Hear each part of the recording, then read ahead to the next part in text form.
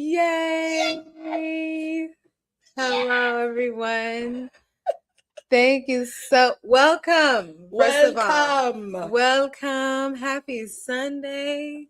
My goodness, Sunday fun day. Seriously, I just want to say this is your favorite, sensuous, yes, voluptuous, yes, vivacious, pow, and most powerful, you know it, wine tasting show of all time that y'all have ever seen in your life, ever in your days. Okay, all days. My name is Jasmine J, aka the Wine Goddess. I'm Kiki, the Countess of Cabernet, and together we are Wines and Chocolates, where we love nothing more but to come here for you.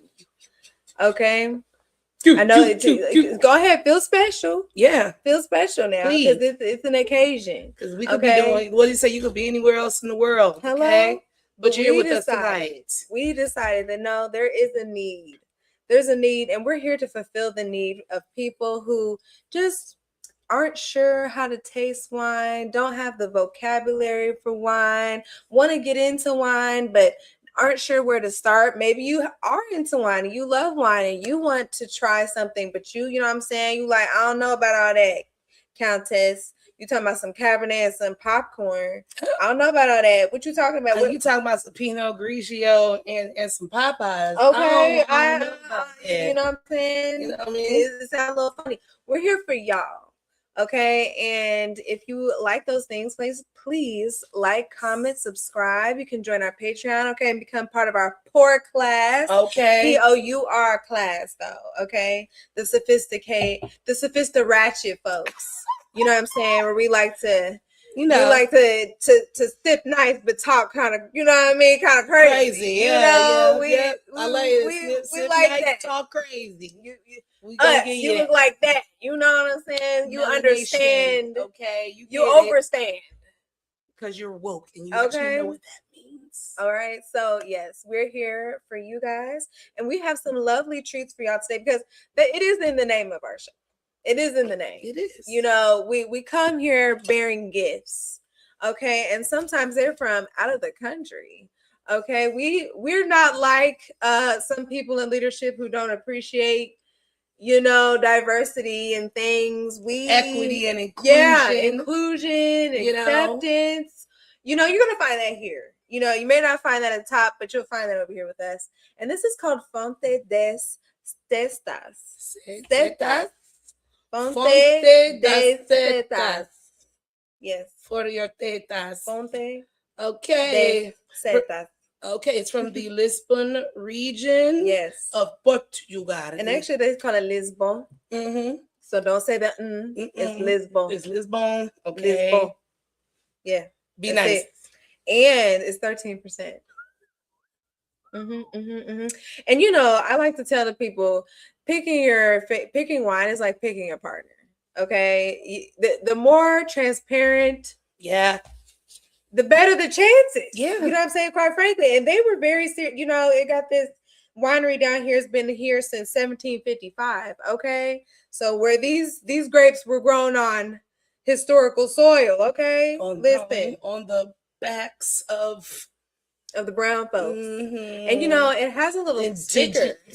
It has a little sticker over here on the side. Wine enthusiast. Best Buy. Okay. Ooh, look up how many points is it possibly. You know what? Let's look and see how many points. You got a wine enthusiast sticker. I'm gonna assume, you know. I'm going to assume. So while you're looking that up, I'm gonna read that it is 50. This is a red blend, by the way, guys. It is 50% Touriga Nacional, 30% Syrah, and 20% Alicante Boucher. What the hell is going on with my computer? Oh no! What did I do? What did I do? What did I do now? Okay, we figured it out. No, we didn't. Oh, that's okay. Go ahead. You just. Go ahead. Wow. All right. Well, while we get this new technical difficulty underway, says the Fonte Das Setas, sculpted in 1755, is located in the main atrium of our property and is one of our most protected arts. Source of wisdom and inspiration, name this elegant blend made with Toriga Nacional, Syrah, and Alicante Boucher. It presents red fruit aromas and subtle chocolate notes. Well, we cannot use our keyboard, Oh, so we're just no. going to, yeah. Okay. But chocolate notes is great. Yes, chocolate notes is We awesome. love that because we got some lovely. We do. And then again, we can't look at because I don't know what mochi is, y'all. I have know no it's idea. from Japan. Huh? Can you talk? Can you Japan. speak to text? No, I don't know how to do that. Through the microphone? Yeah, no, it's I girl to try to figure that out. There's an old ass computer. All right. Well, we have 3 different flavors of these filled mochi balls that we're going to do. Only thing I know about mochi is I believe it is Japanese. It's a Japanese dessert delicacy type of deal. You know, we have our cellulars. Okay. Oops. Sorry, Everything. Is it Mercury retrograde? Okay. No. Mochi, MOCHI. What are mochi? What is mochi? What is mochi? Is a chewy Japanese rice cake made from short grain glutinous rice called mochigon or mochion. The rice is steamed and pounded into sticky, stretchy, and smooth dough. It looks like one of those things. I'm trying to think what we a snowball. Yes. But it's not marshmallows. Right. I'm not a fan of marshmallows. It looks like a marshmallow. So we have strawberry. We have mochi with strawberry cheesecake filling, which is of course the pink ones. Then we also have the mango cheesecake mochi, which is the nice little orangish yellow one here. And then, of course, because it's wines and chocolates, we have the ganache filled chocolate mochis. I'm so excited. I can't wait to try it. Well too. I can't wait to try it. Oh, you guys get to see exactly what it is. So let's open this baby up. You know, I really should have had the little cut thing, but I don't have. Oh, come on. Sorry. Is it a battery? Does it take batteries or do you charge it? It takes batteries. I just switched the batteries. You know what? And I have. Wow, today is something else, isn't it? Every technical difficulty you could. Well, I guess we could just gonna have to. You know, I have another one. Don't fret. Oh, don't fret. So see, you guys get to see what to do in these type of situations. You know, we love a gadget, we love a gadget, but sometimes you gotta break out the big boy. You know, sometimes you gotta do it. We're not here to play games. No. Sometimes you gotta just take it on down. And this is a good little lesson for some of you because a lot of you don't know how to use. Is it going down in here? Mm-hmm. Okay. And as the little hands go up, it will help you. And they say that. Sorry. Pop it right out. Okay. So thank you, Woolly Sonoma. Yes, for your lovely corkscrew here. Because my God, can I even get it out? Oh, here we go. Yep. Here we go. Oh, no. That's not the way, is it? Yeah. Is it? It's not coming out. I have to hold it. No. Ciao. We figure it out later. Jesus. That's a lot going on. Damn. Okay. Anywho's. Gonna do the pour? We'll do the first pour. And everybody, you got to be quiet on the creek now. Just quiet.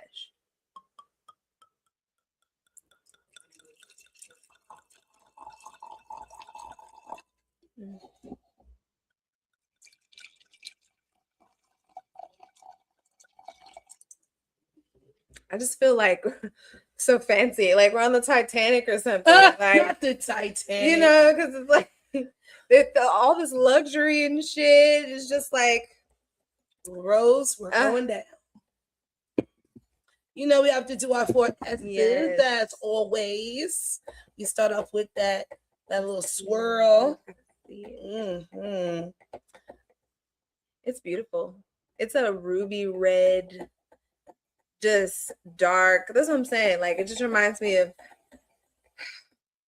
like, we just had a steak dinner on the foyer, whatever they want to call it, in the vessel. Yes. It's not a ship, it's a vessel. That's right. You know what I'm saying? We're just having this lovely steak dinner. It's just like all the lights and the candles and everything like that. And the butlers are coming past and they're putting out there. Got the plates 4-string quartet over there in the corner. Mm-hmm. And it's a 10-course meal. Mm-hmm. You know, start off with the escargot and caviar. Yeah.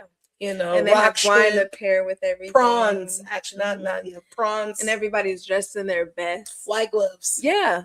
Everybody's just dressed in their best. Hair done, down. Okay. That one tendril that comes down the face. Yes. Mm-hmm. And you just like you laugh. I was about to laugh anyway, but you just we're rich. Not a care. My stocks not a care. Toodaloo. And then this is so deep. Swell it. I know it's very rich. That's him. It's oaked out. Is that what they say? I feel like I'm drinking the root.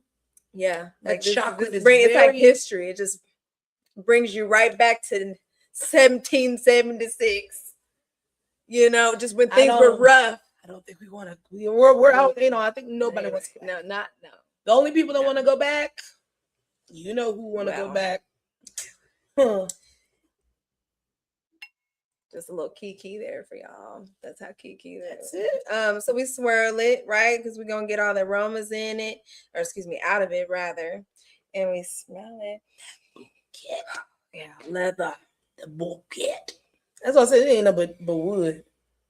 Yeah, this one's heavy. This is for you whiskey folk.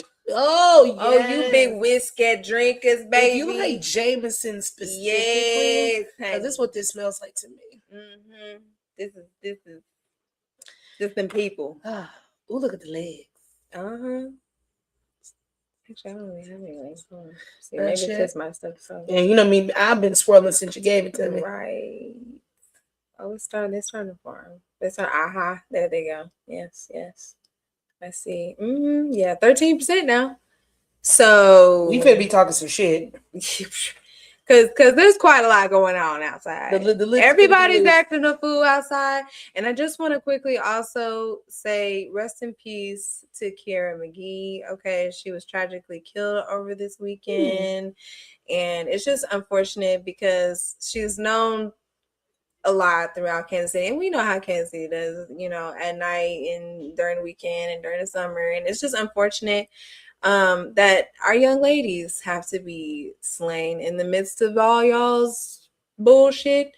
So again, rest in heaven, you know, rest in power, queen. You will never be forgotten. We did, cheers to her. We did the How to Be Players movie together.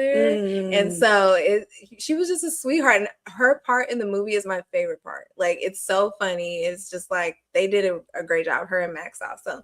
Cheers to the city, okay? Yes. We got some amazing motherfucking talent, for real. Check out How to Be Players. I believe it's not on Tubi. It's on Folio or Folio, something like that. Oh my God. Oh my God. Coco. I'm in love with the cocoa. But it's not I'm in love overly with the cocoa. tannic. Oh, at all. It's very fruity. It's very fruity. It's like chocolate. My sangria people. Woo! Where all my sangria sippers at? Putting that fruit in the bag. Yeah. You can tell, like, the sun was just basking on this vineyard. It was just basking. It's surprisingly acidic. Think so? I got a tang on my tongue. I have tannins, but it's like very slight. Like, they're just rubbing on me. They're just rubbing like they're not, you know, kicking my ass. They just really just well, I mean, in a giving me a massage. In a few. Hi, Dixon. Thank you, Anastasia. Thank you, guys. Love you guys. Thanks to everybody for watching and everybody that's been on the Spotify's and the Apple Plays and the our hearts and things like that. We appreciate you guys. Thank you for showing us love. Appreciate it. Well, should we talk about our first topic and then which topic you want to start with? I first really quickly just want to say before we get into the food portion, because we venture here quite a bit, and I didn't put this in the notes because it's just a little quick little. I just have to get y'all together real fast. Sprouts. For shame, Sprouts. This is the second thing I done had to hear about Sprouts. Cutting up. What? So the first thing was they've been rewrapping their chicken into this all natural chicken package that is really Tyson. Okay? So there's that. Y'all done got caught with that. Then I find out y'all got cultivated meat. What does cultivated meat mean, wine goddess?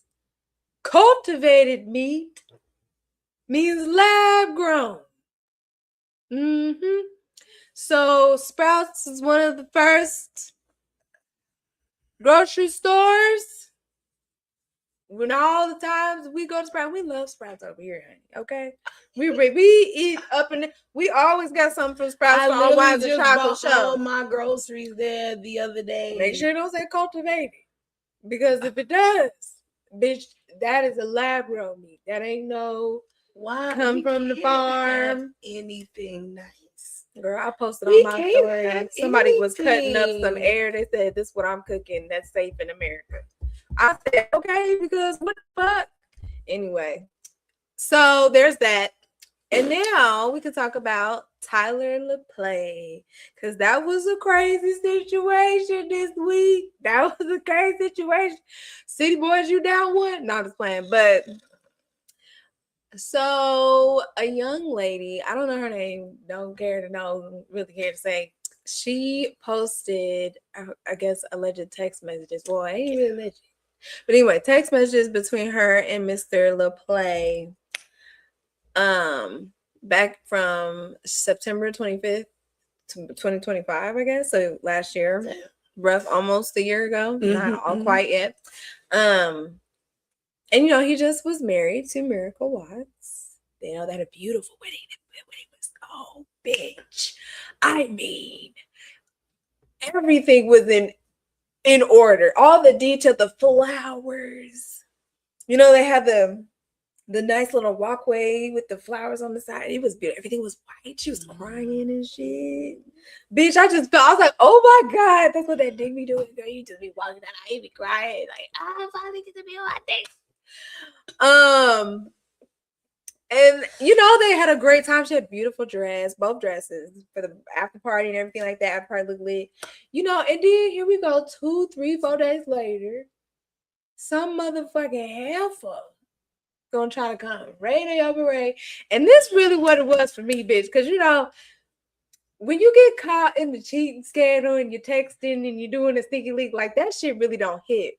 But in the motherfucking text messages where it starts talking about a nigga fucked her on her period, you like,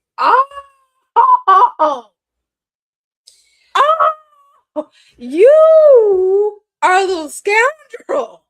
You doing a lot. It's a lot of DNA. Is this love? Like, I mean, I have to ask, because what? Like, nigga, just fucking a nigga on your period, like, that's some real intimate shit. That's some intimate shit. That's in your intimate moment. So I was just like, that's what stuck out to me, where I was just like, And then Miracle came out and she said, yep, till death. And I read that a few ways. The first way I read it was like, bitch. And then the second way that I read it was, bitch. Because let me tell you something, Tyler, it's gonna be a lot of pussy eating that you gonna have to do now. It's gonna be a lot of pussy eating, a lot of making up, taking me on trips, doing the food, and because quite frankly, at the end of the day, she ain't going nowhere. So we just be on, So that's why I say when I read it the second way, I was like, damn, Tyler, I don't know now, nigga. This might be kind of scary, It's like till death. Oh, that bitch like sounds a little crazy. But hey, listen, I love black love.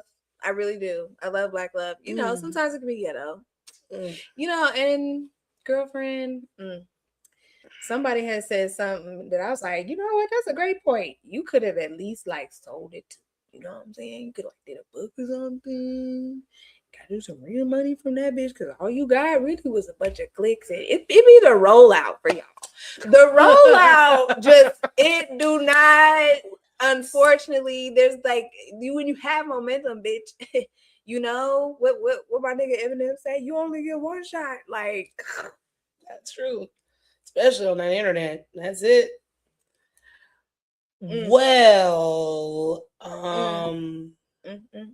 in the words of the great and mighty, legendary Aretha Franklin, beautiful gowns. Beautiful gowns. Beautiful. Ooh, she looks beautiful. God, gorgeous. Tyler looked okay. Would have liked maybe a little nicer fit on the suit, but other than that, it's all right. You could tell he was feeling himself. He was like, yeah. I was like, and he was coming down the aisle like a fucking WWE wrestler. And I was just like, all right. I've made no secret my thoughts on this union. We've talked about these folks. It's so good. We've talked about these folks before. You clocked me a long time ago when you figured out that I don't do well with bird shit. I don't. You could put a diamond ring on it. You could put a billion roses around it. You can put a very beautiful dress on, have your face a beam. Okay, you can do all the things. And when that day is over, because it does end. It ends. It's like I've never had a child, but I've heard it's like the high of coming off of a baby. It's just like there's something in your brain that's like, hey, I can do that again. Hey, well, that's not that big of a deal. And it was a big, horrific fucking deal. But you got your day out of it. Yeah. Everything went great. You got your pictures and all that. Of course, she don't care. Of course, she's going to stay because then she will look like a fool. She did all that. All of that. Again, much like Clarence and what's her name? What's that girl? Yeah, these are shut up rings. I don't have any level of joy out of your shut up ring. I'm just, that's what I'm doing. And that nigga gave you what, 4 days? 4 days? It's what the old folks say, how you get them is how you lose them. You know what I'm saying? You mean to tell me you are willing to spend the rest of your beautiful, vivacious, powerful, voluptuous life so beautiful fighting bitches because he doesn't have any respect to not cheat, but at least not to be sloppy, pick a better clientele of bitch to cheat with. I mean, something, because I said this before, you as a woman yourself may not be a pick-me. That man you end up with is going to put you in a pick-me position. This is your pick-me position, but you dove into this motherfucker head first. You spited the baby mama, and then that's the other thing too. Is just like the foundation this shit was based on for you to be like, girl, it's very much Yandy and Mendices. Very much Yandy and Mendices. It's just you doing all this to say you is married because I understand Black women want to be married. I understand the desire of the feeling of complete femininity and womanhood of being married and having your day after we are always told that we're not enough and we're brutish and we're mannish and we're whorish and nobody will ever love us. I get all of that. However, you can't internalize that information as a means of tricking yourself into a panic to get a man. Because then you get niggas like this who understand he fully understands his value. You don't. He understands his currency. You don't. You understand his currency. You don't understand your own currency. You don't understand your own value because there's no, this nigga's the prize. You made him the prize. And then your answer, as you mentioned with both the crazy eyes and the dagger eyes, you're willing to throw away your sanity and your life already for this man. Off of a bitch he fucked last year. The bitch you know about this year. So again, and I hate that every time we do this, like you always, and I'm like, man, shut the fuck out. I hate that because I want to be happy for you. I really do, but it's like when it's just built on bullshit, I don't congratulate bullshit. I just set my watch. And that's really why I was like, the craziness, because this kind of coming out a couple days after your wedding. I mean, granted, they could have, got past it, had the conversation. We don't know. We ain't people relationship. That's why only reason why I just. And you should, because it's not my business. Listen, but this stuff was out there, so we had to talk about it because it's really just, I think, a warning for men and women, right? Where it's just like for men, like you said, it's just a list of things like better caliber woman, not cheating at all. It's just a whole bunch of things. And then for Miracle, it's like really stop showing out online with the baby mama, because then shit like this is up happening. And it's just like, you got to be more careful. We be trying to tell you every time. Y'all think this shit won't happen to you. Y'all think this shit won't happen to you. Y'all think y'all so all the time. Fucking special. And because he chose you to be the first one to lie to. Right, because he chose to put a bitch ass ring on your finger. So, okay. A ring that you was badgering that nigga for. And then what also pisses me off is that now you done gave her this ring that she really feel up on your baby mama. And that's going to really, it already is affecting, could be because I don't know these people. It possibly is already affecting the family dynamic, but now she's really gonna go into overdrive with this mommy shit. And then when she has her own baby, well, she does. What, with him? Mm-hmm. Oh yeah, that's right. And I was up there too, like, oh, okay, never mind. Yeah. I'm about to get grandma. So I wasn't expecting.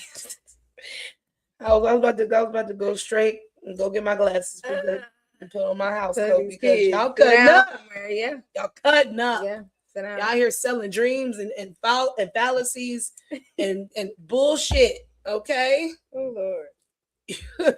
But yeah, congratulations. A beautiful wedding. Beautiful.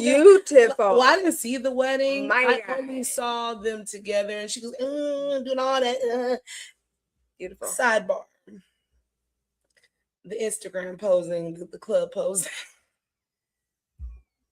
Hey, everything was a back shot with the ring, and I was just like, "This shit's so corny." But all right.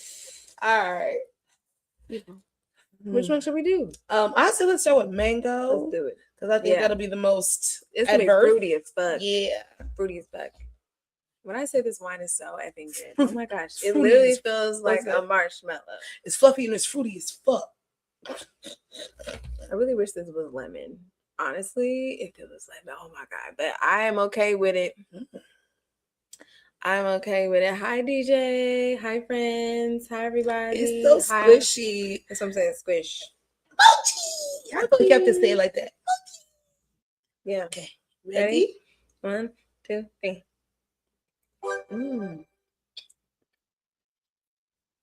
Oh my god. It gets better with time. Not bad. It's definitely a different type of texture. Can't believe this used to be rice. Mm. What's good? Welcome to the show. We are trying Little Moon's Mochi treats. This is the mango cheesecake filled mochi treat. Look at that little inside. This is like a Peep, but 1,000 times better. Agreed. Because I'm not a Peep. Me neither. I'm not like Peeps. But you can fuck with these. Like, the kind of like, it got pudding in the middle. Like a pudding. And you can keep eating it. I'm not a mango person, but this is good. Nothing happened when I drank the wine. It was just really just taste the wine. I had a kick. Did you? It was spice.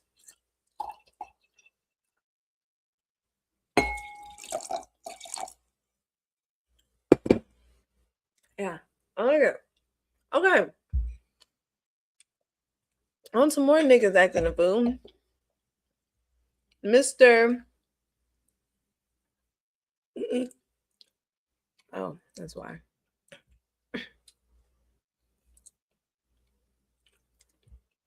Jared Leto.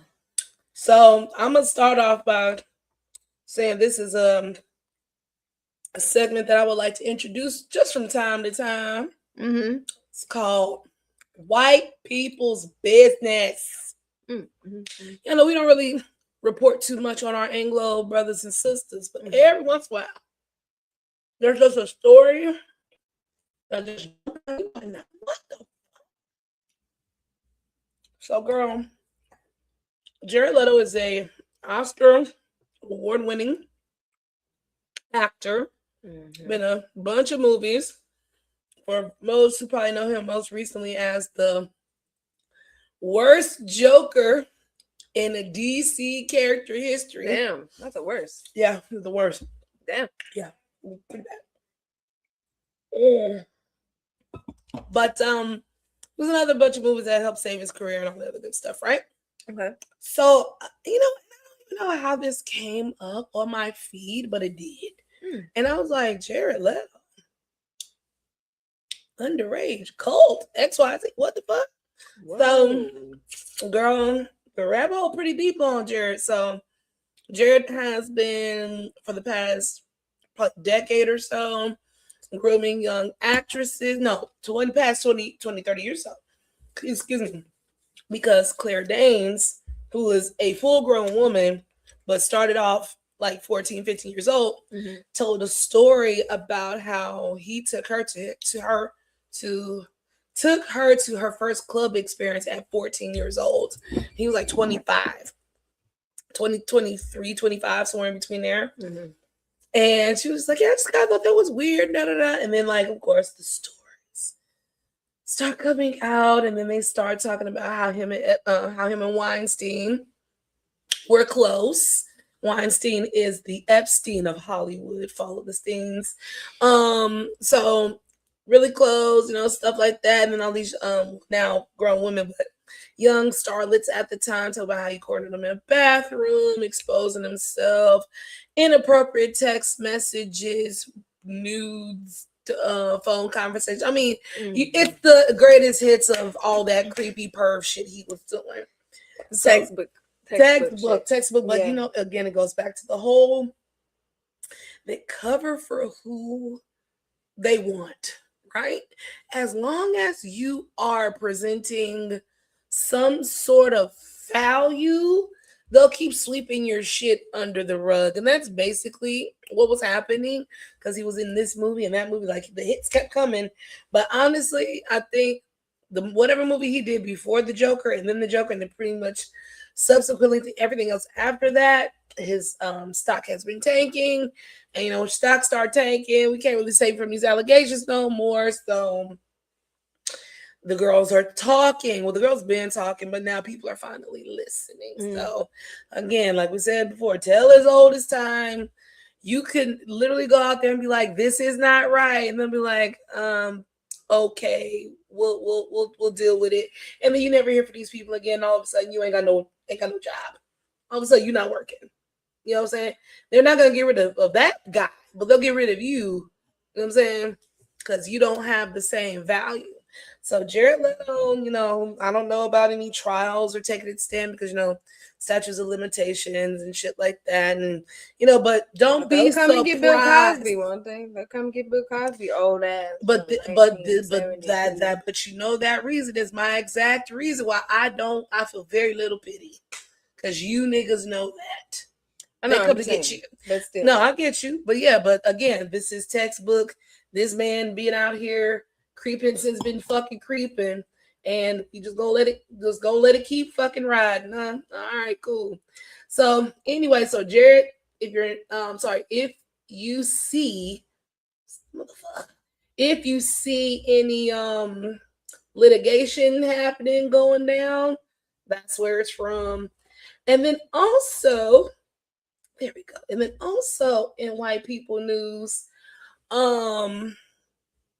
which is funny because he's not white, but him and his brother think that they're white, which is funny to me. The Tatum people. The Tates, yes. Andrew and Tristan Tate. Y'all are going down to Chinatown.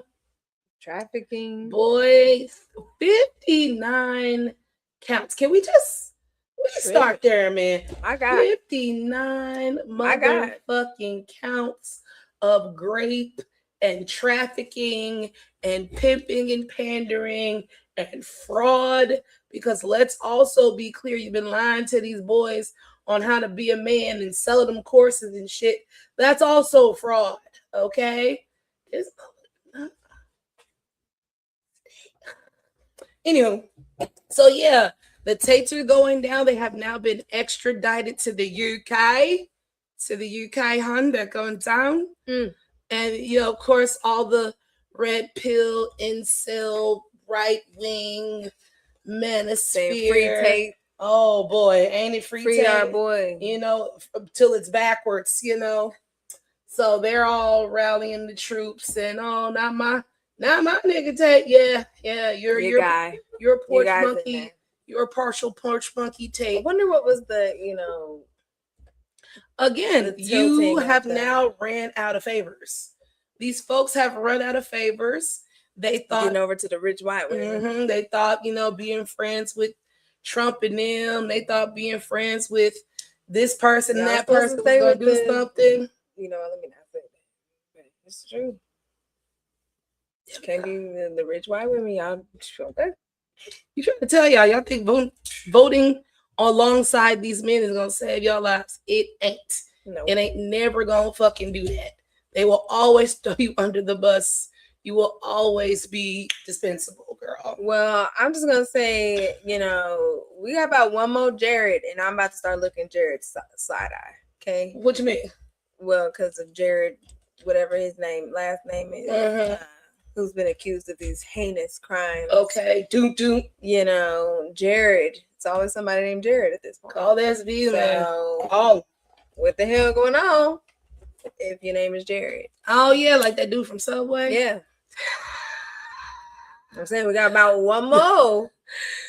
Before we just say, it's like, okay. It's just all Jared. Listen. It's all of this. That's how black folk operate. Okay, it take one time. It really twice, and it's over after that. Sorry, y'all. This damn thing won't stay up. And then my shit done froze. Anywho's, so next up, let us do. I say we do the shortcake next because I feel like this chocolate is gonna bang. I have a feeling in my bone. I have a feeling in my bone. Your Shondo. Come on here. We stuck in frozen land.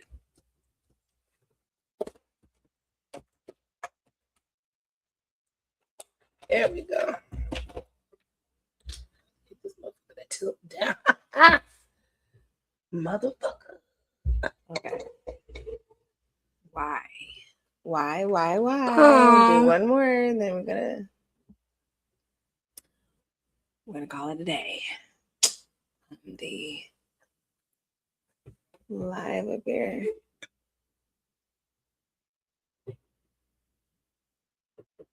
Oh, yep. All right, no, it's not. But all right.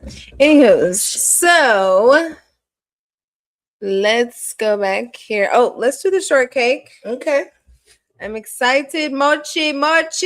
Oh, get your got my little strawberry right there because this is the strawberry shortcake one. This mug is oozing. I can't wait to divulge. Ready?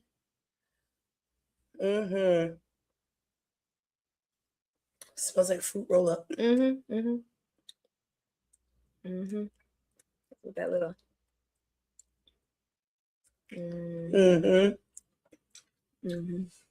Yeah. It's like you're eating a fun little cloud. It's so strawberry kicking my ass.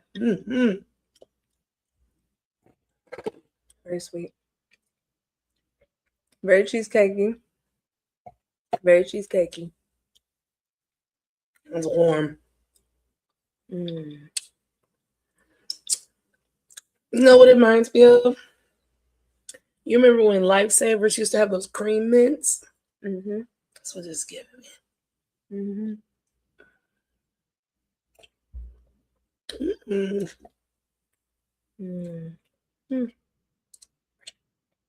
I would love this with some chips.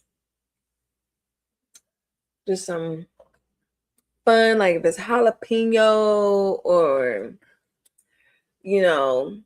French onion and garlic or salt and pepper. The Boulder brand, they make kettle chips. They got these habanero lime chips. Oh my God.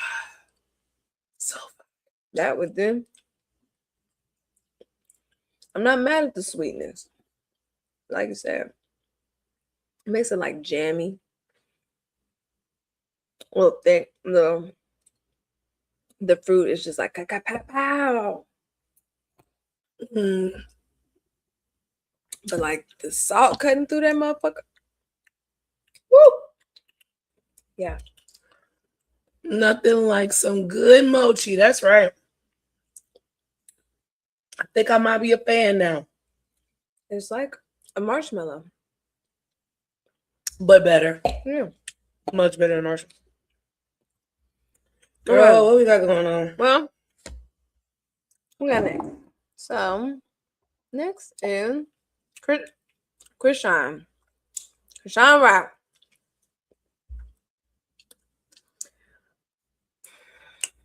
Now, I'm going to be real with you. I just heard about this shit today. I didn't even know that this was a thing. Because, I don't keep up with a lot of... Because why should you? I shouldn't. Because why should you? Because I fucking shouldn't, okay? However, last thing I knew about old girl is that she was trying to get her life back together and got back in the gym and, was trying to box and all this other type of stuff. She a part-time... I won't call it part-time. I don't know a lady like that. But she is trying to be closer to God and get her life together and XYZ, right? But now I always knew Blueface was saying that kid wasn't his, but I just figured it was because the bitch is crazy. But I didn't know that there was an actual man in the picture that she was with in the midst of Blueface that was coming out claiming that he was the father. He would, go to where she was, be live, embarrass her, post up, want to see my son, stuff like that. And then he basically cornered her to where she would have had to do a paternity test. And then a day or so later, he winds up murdered, sprayed up in a car, like peppered, okay, in the car. And now everybody looking at her because they think it's a murder for hire, to get rid of this guy because she is. Shout out to Young Don Reacts because this is who I watched make sense of this. And I liked his take on it because he brought up an interesting point. He's like, people theorize that the baby has developmental issues due to alcohol fetal syndrome, because people have always long suspected that because she is maybe is still, but has been a heavy drinker, especially during the blue face periods, heavy drinker. And so he theorized that perhaps she already knew that was not Blueface's baby, and maybe she tried to drink it away to like force herself to have an abortion, or maybe she did it to get back at Blueface, which that's interesting. But however, if you've seen any piece of Chrisean on the internet, that child is crazy all her own. She does not need an added motive. She's just an alcoholic who makes bad choices and clearly, allegedly, drank through a pregnancy. Okay? That baby is 3 years old and still cannot walk or talk, and has very delayed reaction times with his motor skills, in his face especially. So it's pointing to all the things. And people also say that baby looked like that man that got murdered. So, because nobody I've seen so far said that baby looked like Blueface. So, Chrisean is, she's on the clock. Nothing formal has been done yet, but they looking at you, kid. They think you got something to do with it. Thoughts? Well, I saw this and I really was just kind of like, the fact that she's even back around Blueface really irritated me. Just even hanging out. I don't give a goddamn. I don't even care about the lady that's pregnant. Lady that's pregnant, girl, you already knew that.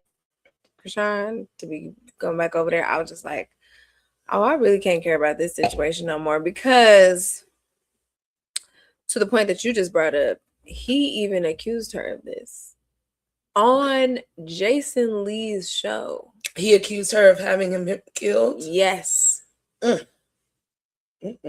So for then you to turn around knowing that he said this on Jason Lee's show about you, and it'd be one thing if that nigga was just also, drinking some lean and he on Ray and them's podcast and they ain't streaming this, that. This nigga's on Jason Lee's couch, and he said that you had something to do with this young man being murdered. Child, after that, I said, oh my. And then you turn right back around and hang out with that nigga and start being all about a nigga and this, that. That's very strange. But he's also strange, because how you gonna accuse a bitch of murder and hang out with her? Everybody's strange in this situation. Yeah. Absolutely everybody. I just want to say that your actions are very strange. And I don't know if you killed the boy or not. I don't really give a goddamn. I mean, not that I don't care about the young man's life was lost. You, as Kiki said, clearly make terrible decisions. So it would not surprise me to find out such craziness, because like you said, during that whole situation, it was just very much crash out. We just everybody crashing out. And that baby do look like him. But I don't like Blueface? No, look like the man. Yes. But I also don't, want to try to discuss too much about somebody else's parenting. At the end of the day,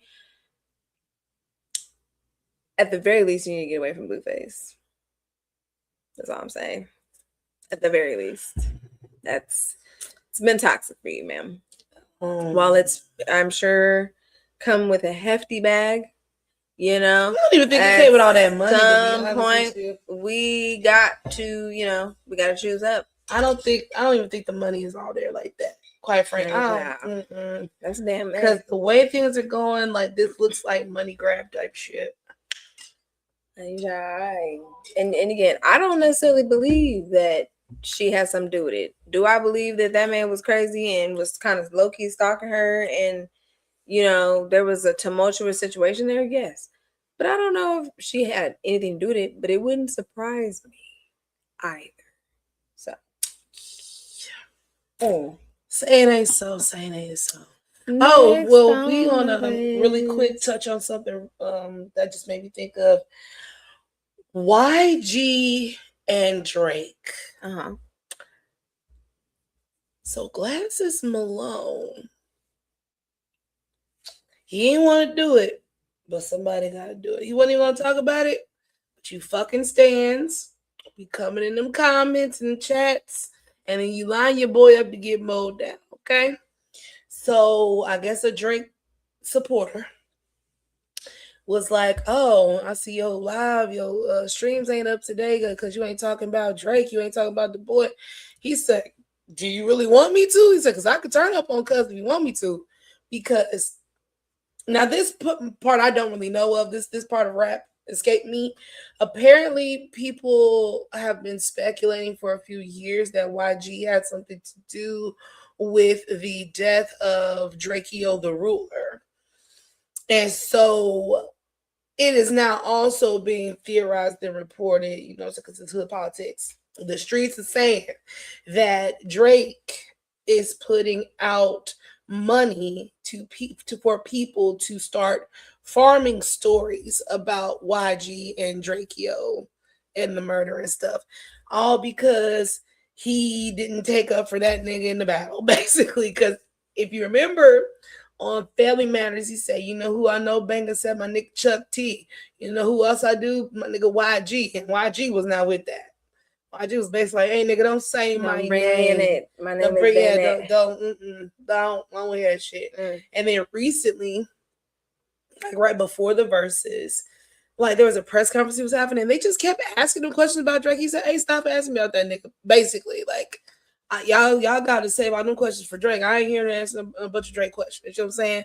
So I just feel like all that, and he's like, oh, fuck me, like fuck you, Grody. And so could put some money on your head top. And he went out here and tried to gather some information, da da da da. And so Glasses Malone had to let me know, like, hey, bitch, we know what you're doing. You can do that to YG, but you can't do that to me, because in so many words, firearms, your house not being safe, never being able to rest. I'm just going to paraphrase what that nigga said, but that's basically what he said. Mm-hmm. And shout out to the reactors in the hip-hop community, whatever. God bless y'all for trying to help that nigga out. And allegedly, we don't want to see no violence. First of all, that nigga said that. You cannot save anybody from what they said. First and foremost, all you can do is say, his thoughts and views do not reflect my channel. And that's what you can say. But you niggas trying to cape for a man who clearly does not care. He's already told you during the Aiden Ross shit that everybody ain't afraid of jail. He told you he's clearly one of those niggas. He already has his bond plan, and his family already know he's already planned the day to crash out. This nigga don't need no saving. He don't need no allegedly. He don't need no, let's stop the violence. No, fuck that shit. All you reactors need to say is, I'll condone the violence on my channel, but Phil, you gotta do what you gotta do. No, don't try to come out here. No, that man said what he said, and I hope you was fucking listening, because in Whacked Out Murals, that nigga said you did the same thing to him. You try to get money, put money out there to get information on him. If that money would have went in the hands of a crash dummy, somebody want to get some stripes, nigga would have tried to make me into Nipsey Hussle. That's what you want? Because that's what you doing, bitch. You playing games. And niggas is about to take the gloves off, Crody. You need to fucking chill, nigga. You need to chill. I just wanted to bring that up because that just made me think of that. But yeah, you fucking played around. Stop playing around. No, this is California shit. Chrisean, crazy ass, all these niggas out here in California.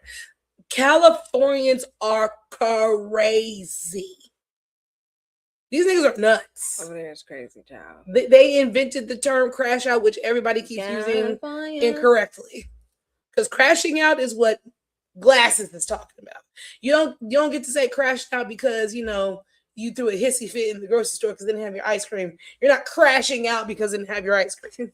Okay, you crashing out because somebody is about to die and or you're about to go to prison. You've made a decision. That's what crashing out means. Stop using it incorrectly. Did you see that it has all the? You see the wines or the grapes? Yeah, that's the those are the. Yeah, I said those earlier. Oh, did you Syrah? Yeah, Toriga Nacional, 50%. That's where the sweetness is coming from. 30% Syrah, and then 20% Alicante Boucher. Ooh. It's such a great merriment of grapes. It is. It's just I'm feeling it. I can't wait till the show's over so we can with it. Okay. I mean, when I say my lips are kind of tingling, like, you know what I'm saying? Like when you get one of the those locals, one of those what they call it, the analgesia, the anesthesia, the local anesthesia. That's how I feel on my lips. I'm like vibrate. Okay. All right. So next we have up on the docket is going to be, let's talk about the Kias. So let's do the chocolate before we that's okay. Okay, chocolate. Last but not least, chocolate Mochi. Look like two birds. Whoa. Look at that. Spider-Man. Spider-Man. Speaking of, you guys ready for the new Spider-Man movie coming out? I have seen that. I can't wait for it to come on whatever the fuck at the house streaming. She's like, because I don't want to go. Nope. Wow, I love. But Zendaya, of course, has always been killing that carpet. She has. She's a model. She's a model. It's like this smells like straight cocoa. I mean, because it looks like the cocoa from the chocolate milk mix. You know, it's like it's just covered in the chocolate milk mix. Next, quick with the mochi, and the mochi is just so squishy. I know, like I'm playing with it before. Yeah, this like you can play with it. This does look like a tooth. It's like a ball, like a big ball. Yeah, it's almost like a ball, like squishy like a ball. I'm gonna tear it open. Ooh, tear it! I ain't gonna tear mine. I'm just gonna bite it. Ready? Oh.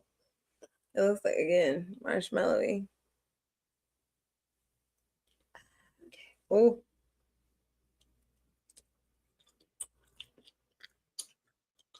Oh, busting in my mouth. God damn. That is some rich European pudding. That's what it is, pudding. This is the richest pudding I've ever had. It was like all that pudding just exploded. Wow. That's a different taste right there.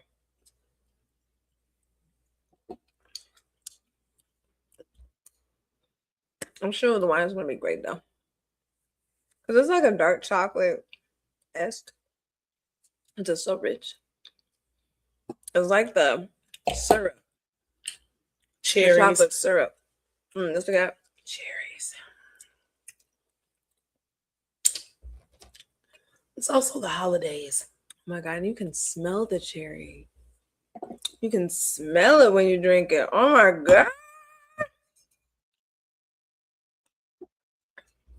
Yeah.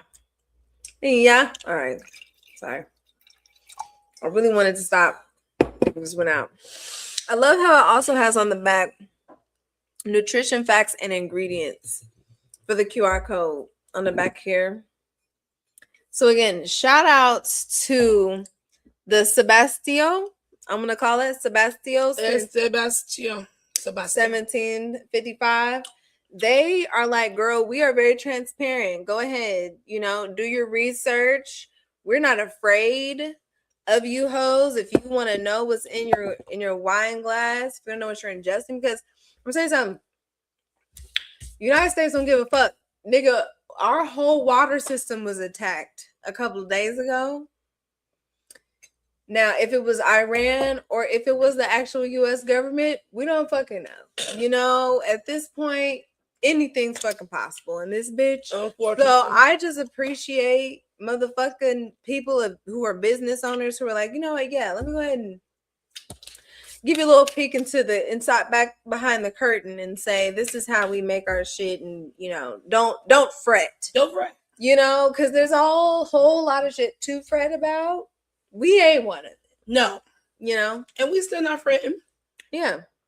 No, we not. fret I mean, we really can't because, I mean, we told y'all it was going to happen. So it's kind of like, I mean, it's only happening because we knew that was going to happen. 92%. I'm remember that number till the day I fucking 92. We were part of that. Told y'all ass. Now here we are.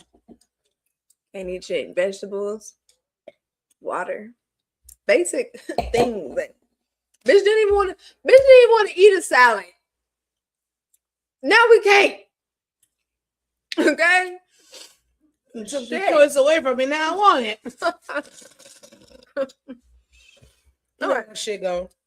Oh, I just also wanted to mention really quickly before we get into last one, because we did talk about Amanda Seales last week, and I just had to stand in solidarity with my yellow sister, Amanda.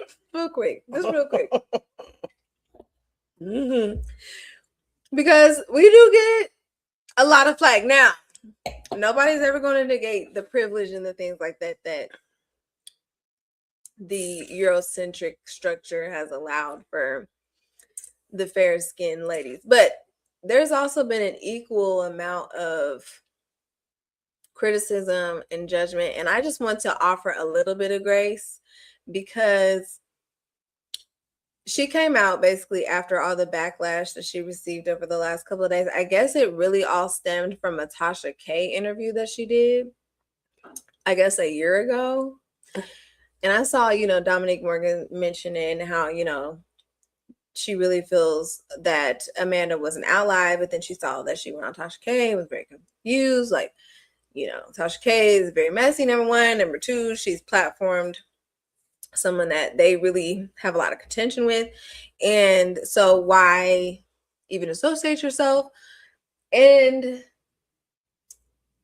yes, we are supposed to do our due diligence. We're supposed to do our research, especially when we go on these interviews and these podcasts and we associate with people. It's just at the end of the day, very important for namesake not to be associated, especially once you're known like that, like Amanda Seales is, to do your research and find out who this person is that you're actually extending your energy to, because there are consequences. And I think at the end of the day, there's no need to try to wipe away those consequences or act like there are no consequences. But I still want to offer my sister some grace because of the fact that sometimes you just don't give a fuck and you're just quite frankly fucking lazy because you're fucking human. And you're like, bitch, yes, like I need to get my motherfucking message out there. And this bitch reached out to me and Tasha seems very charismatic. Mm-hmm. Tasha seems very complimentary. She seems very polite and, very much like, I'm going to be nice to you so that I can get what the fuck I want from you. Mm-hmm. And so I can see how someone who, again, is really not even thinking to be malicious just falls into that sort of trap. And even when Amanda, because she had gone on live or like a post or whatever and like expressed her frustration with this whole situation, she very much shaded Tasha for the fact that she even asked for an interview, let alone did it behind a paywall and didn't give Amanda anything.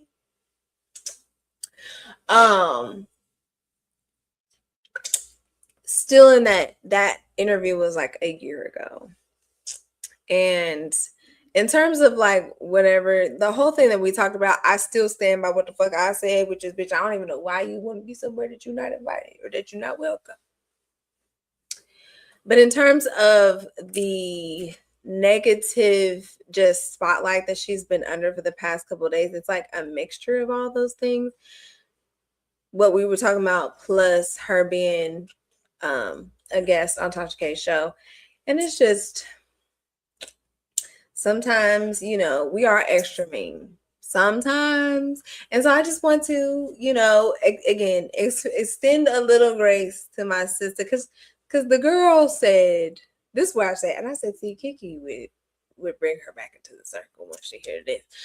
When she said that one of her assistants was like, "Oh, we can monetize on Instagram." Tasha was like, "No, because I don't want to be like Jay-Z and feed into Kiki, feed into the bullshit." Nobody Jay-Z in this fucking equation. No, you use somebody else for this fucking example, my nigga. You're not going to use Sean Corey Carter for this bullshit. We're not. No. Well, everybody. No. I have my criticism of Jay-Z, but that's a different fucking level of things. She tugged in my heartstrings. Listen. If this was an isolated incident, cool, but it's not. The reason why she gets the reaction that she does because we've been here before with this nigga. Mm-hmm. We gave her the benefit of the doubt for the good majority of her career. That's why she still has supporters. But a lot of those supporters are just headstrong ass, loud and wrong ass individuals like her. Most people with the good motherfucking sense have been jumped off the train because they saw what track it was on and they weren't trying to fucking go to what the fuckville, okay? We've seen this movie before. She'll be back here again within a year, maybe. Because she does this to herself. She comes outside with these opinions. Because this was definitely done on your own. I mean, actually, but it's like you're always almost there. Yeah. It's just like what you missed the point by like that much. And because that people still try to give you the benefit of the doubt. You are a learned woman. You are a well-spoken woman. You have been in the industry for decades, blah, blah, blah, blah. However, the shit that come out your mouth sometimes does not match up with the person that should have much more wisdom, knowledge, and tenure. It just don't match. It just sounds like you just out there being, you ever seen crazy old ladies outside with a cigarette just talking to herself? Full blown conversation. That's what she gives me. She just gives me, you put her in front of a brick wall and she will find something to argue about. Well, I can't disagree there. I just wanted to offer some grace. So now brings us to our final topic, which is including, people I feel, even me, okay? Because I had me a little Kia. What the fuck was it? It was a Kia. Damn, now I can't even look it up. Anyway, it was the little hamster car. Oh, I had me one. Was it Rio? I think no. Kia Spia. Damn. Kia box, Kia. What Kia was that? I know it was such a good one, but that was the one that I feel like the little hamsters. The Kia boys targeted the most and was able to, steal and break into, and so I got rid of mine just in time before all that took place. But I like Kias in that regard. So what is this about? How did this even come up? Because I never even looked at Kia as a luxury car. I looked at it as a very high-end, safe, middle class, like for the young girl who's like just graduating, going to college, to get her first little car, something like that. Like she pull up to the job, look all raggedy. Right. It's real easy to work on. It's what Saturn wished that they were. Remember when Saturns was out? Mm-hmm. I really feel like that's what Kia was giving, and then they said, fuck that, we finna overhaul, and then they just took off. But honestly, the video is just the musings of a motherfucking idiot. Honestly, some lady decided to sit in her pre-used, pre-owned Lexus truck Lexus be people think that they really just doing something. No, Girl. BMW, excuse me, BMW X3, because Okay. they found out what vehicles they Well, clocked that bitch. So BMW X3, right? You about 2 notches above Lexus, bitch. BMW is 2 notches above Lexus. Like barely making it above Lexus. So man, listen. Shout out to Destiny Ute, UTEH. Go watch her video because there's a gentleman in there that really breaks down because he's been selling cars for years.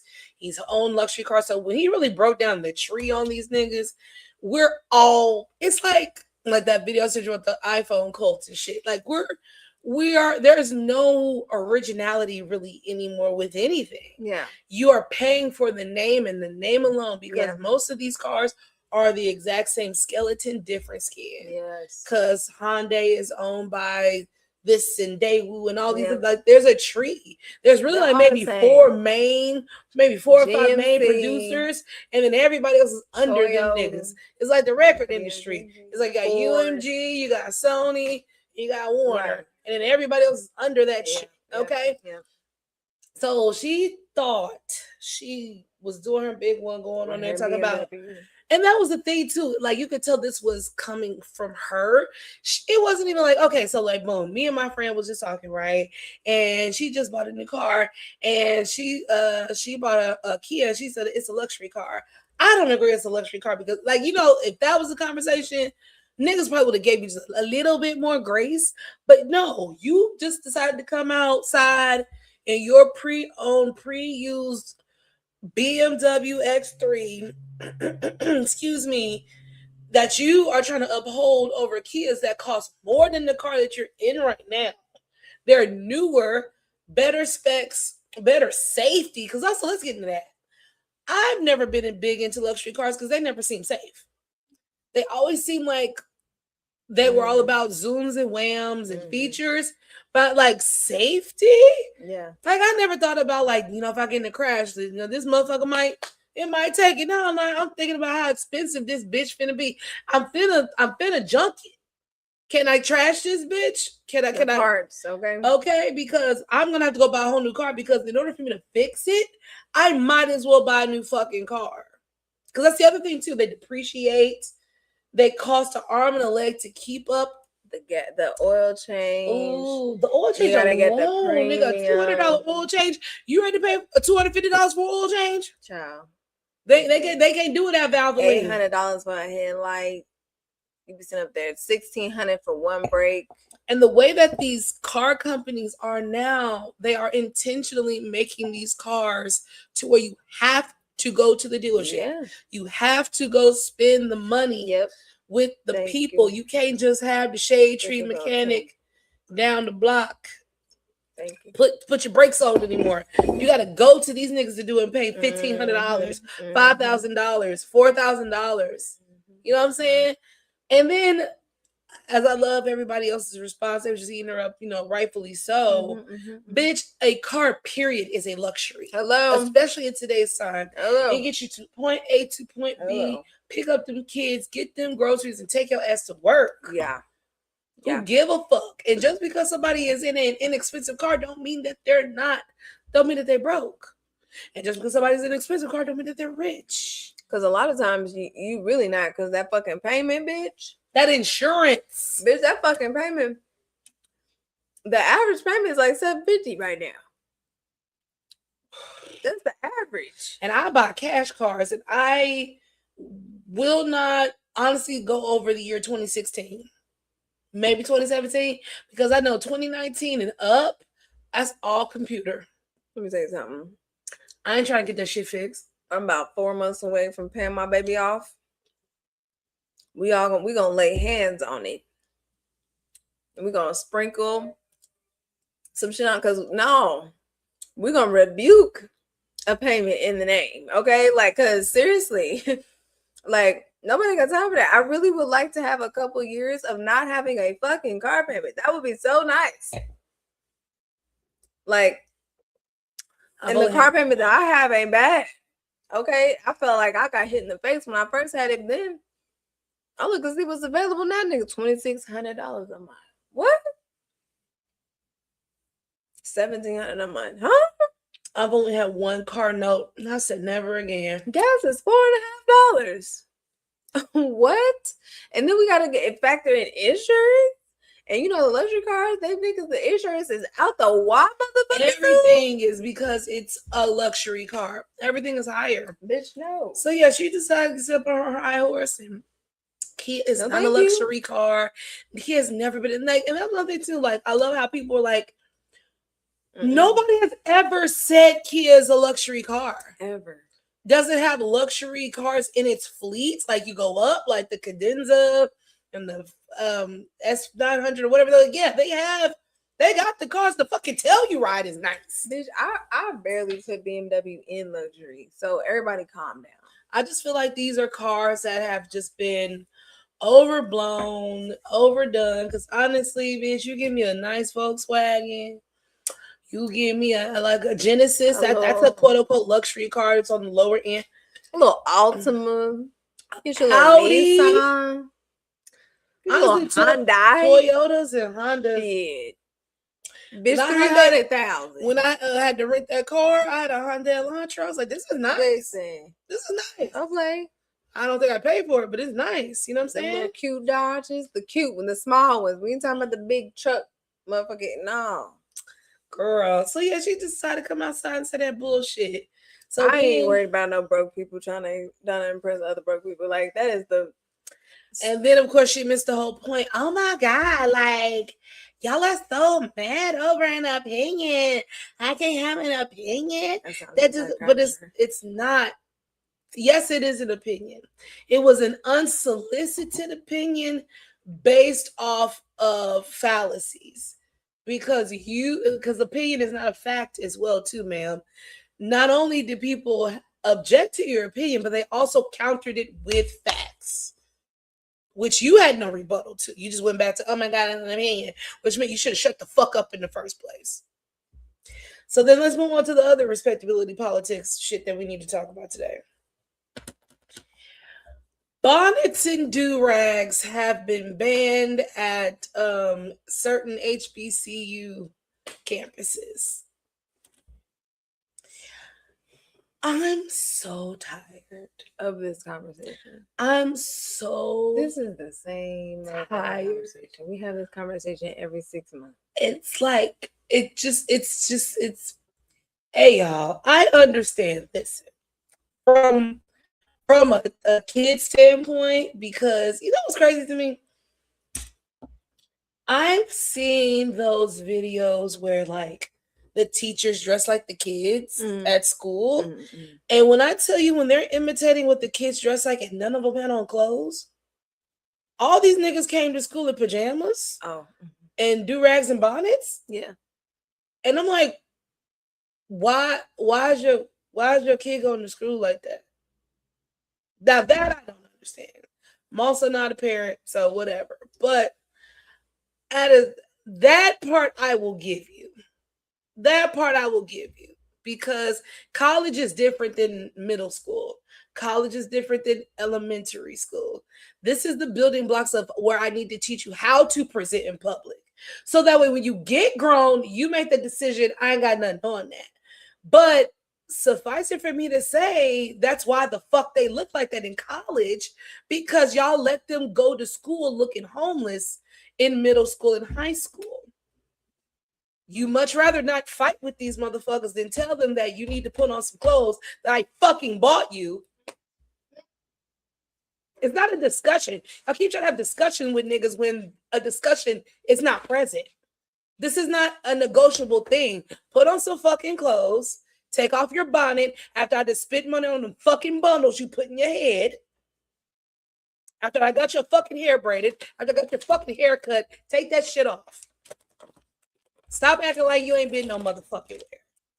Now that's where I will put the respectability on it as far as that age bracket. No. Now when you at school, you know, with your friends, you know, whatever, fine. I still may not like it, but you ain't wearing no full-blown fucking pajamas. Now you might have on that bonnet, you might have on that do-rag, whatever, fine.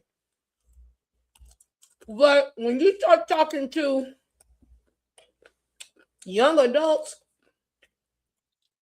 who are actively choosing to get their monkey ass up at 5 in the morning to not be late to that 7 a.m. class that they're in debt for, you get the fuck out of my face about this bonnet.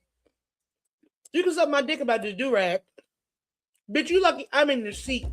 I paid tuition. I wiped the crush off my eyes.